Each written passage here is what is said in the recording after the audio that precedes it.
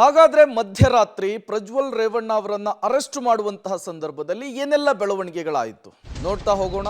ಮಧ್ಯರಾತ್ರಿ ಬೆಂಗಳೂರಿಗೆ ಲುಫ್ತಾನ್ಸಾ ವಿಮಾನದಲ್ಲಿ ಬಂದಿಳಿತಾರೆ ಪ್ರಜ್ವಲ್ ರೇವಣ್ಣ. ಮಧ್ಯರಾತ್ರಿ 12:47 ಲುಫ್ತಾನ್ಸಾ ಏರ್ಲೈನ್ಸ್ ಕೆಂಪೇಗೌಡ ಇಂಟರ್ನ್ಯಾಷನಲ್ ಏರ್ಪೋರ್ಟ್ನಲ್ಲಿ ಲ್ಯಾಂಡ್ ಆಗುತ್ತೆ. ಬರೋಬ್ಬರಿ 7,000 ಕಿಲೋಮೀಟರ್ ಪ್ರಯಾಣ, 7,165 ಕಿಲೋಮೀಟರ್ ಪ್ರಯಾಣವನ್ನು ಮಾಡ್ಕೊಂಡು ಬಂದಿದ್ದಾರೆ. ಏರ್ಪೋರ್ಟ್ನಲ್ಲಿ ಇಳಿತಾ ಇದ್ದಂತೆ CISF ಸಿಬ್ಬಂದಿಗಳು ಅವರನ್ನು ವಶಕ್ಕೆ ಪಡೆದ್ರು. ಪ್ರಜ್ವಲ್ ರೇವಣ್ಣ ಅವರನ್ನು ವಶಕ್ಕೆ ಪಡಿತಾರೆ.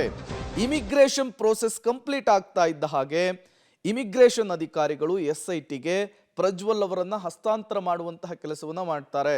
ಅದಾದ ಮೇಲೆ ಮಹಿಳಾ ಸಿಬ್ಬಂದಿಗಳಿರುವಂತಹ, ಮಹಿಳಾ ಅಧಿಕಾರಿಗಳಿರುವಂತಹ ಕಾರಿನಲ್ಲಿ ಪ್ರಜ್ವಲ್ ರೇವಣ್ಣ ಅವರನ್ನು ಕೂರಿಸಿಕೊಂಡು CID ಕಚೇರಿಗೆ ಕರೆತರುವಂತಹ ಕೆಲಸವನ್ನ SIT ಅಧಿಕಾರಿಗಳು ಮಾಡಿದ್ದಾರೆ. ಇವತ್ತು ಇಡೀ ದಿನ ರಾತ್ರಿ ಪೂರ್ತಿ ಅವರು CID ಕಚೇರಿಯಲ್ಲಿಯೇ ಕಾಲವನ್ನು ಕಳೆದಿರುವಂಥದ್ದು. ಈಗ ಸೂರ್ಯ ಉದಯವಾಗ್ತಾ ಇದ್ದ ಹಾಗೆ ಮೆಡಿಕಲ್ ಟೆಸ್ಟ್ಗೆ ಅವರನ್ನು ಒಳಪಡಿಸ್ತಾರೆ. ತದನಂತರ ಓಪನ್ ಕೋರ್ಟ್ನಲ್ಲಿ ಪ್ರೆಸೆಂಟ್ ಮಾಡಿ SIT ತಮ್ಮ ಕಸ್ಟಡಿಗೆ ಪಡೆದುಕೊಳ್ಳುತ್ತೆ. ಹಾಗಾದ್ರೆ ಏನೆಲ್ಲ ಆಯ್ತು ತಡರಾತ್ರಿ ಮಧ್ಯರಾತ್ರಿ ನೋಡ್ತಾ ಹೋಗೋಣ. ಮಧ್ಯರಾತ್ರಿ 12:47 ಲುಫ್ತಾನ್ಸಾ ವಿಮಾನ ಲ್ಯಾಂಡಿಂಗ್ ಆಗುತ್ತೆ ಬೆಂಗಳೂರಿನಲ್ಲಿ.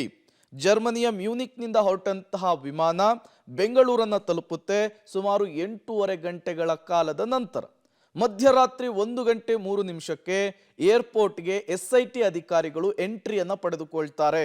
ನೇರವಾಗಿ ಇಮಿಗ್ರೇಷನ್ ಸೆಂಟರ್ಗೇನೆ ಅವರು ಪ್ರಯಾಣವನ್ನು ಬೆಳೆಸ್ತಾರೆ. ಮಧ್ಯರಾತ್ರಿ 1:07 ಪ್ರಜ್ವಲ್ ಅವರನ್ನು ವಶಕ್ಕೆ ಪಡಿತಾರೆ CIS ಸಿಬ್ಬಂದಿ.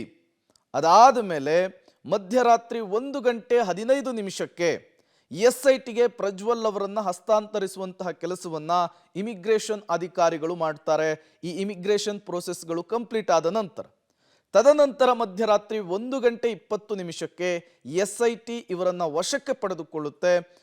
ಅದಾದ ಮೇಲೆ 1:30 SIT ಕಚೇರಿಯತ್ತ ಪ್ರಜ್ವಲ್ ಅವರನ್ನು ಕರೆತರುವಂತಹ ಕೆಲಸ ಆಗುತ್ತೆ. VIP ಗೇಟ್ ಮೂಲಕ ಹೊರಬರುತ್ತಾರೆ. ಮಧ್ಯರಾತ್ರಿ 2 ಗಂಟೆಗೆ SIT ಕಚೇರಿಗೆ ಅತ್ಯಾಚಾರದ ಆರೋಪಿ, ಲೈಂಗಿಕ ದೌರ್ಜನ್ಯದ ಆರೋಪಿ, ಹಾಸನದ ಸಂಸದ ಪ್ರಜ್ವಲ್ ರೇವಣ್ಣ ಅವರನ್ನು ಕರೆತರ್ತಾರೆ. ರಾತ್ರಿ ಇಡೀ SIT ಕಚೇರಿಯಲ್ಲಿಯೇ ವಾಸ್ತವ್ಯವನ್ನು ಹೂಡಿದ್ದಾರೆ, ರಾತ್ರಿಯನ್ನು ಕಳೆದಿದ್ದಾರೆ ಪ್ರಜ್ವಲ್ ರೇವಣ್ಣ ಅವರು.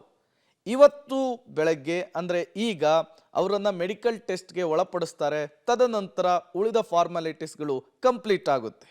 34 ದಿನಗಳ ಬಳಿಕ ಅತ್ಯಾಚಾರದ ಆರೋಪಿ ಪ್ರಜ್ವಲ್ ರೇವಣ್ಣ ಅವರು ದೇಶಕ್ಕೆ ವಾಪಸ್ ಆಗಿರುವಂಥದ್ದು. ಅವರು ಬರ್ತಾ ಇದ್ದ ಹಾಗೆ ಅವರನ್ನು ಲಾಕ್ ಮಾಡಿದ್ದಾರೆ, ವಿಚಾರಣೆಗೆ ಒಳಪಡಿಸಿದ್ದಾರೆ ಸ್ಪೆಷಲ್ ಇನ್ವೆಸ್ಟಿಗೇಷನ್ ಟೀಮ್ನ ಅಧಿಕಾರಿಗಳು.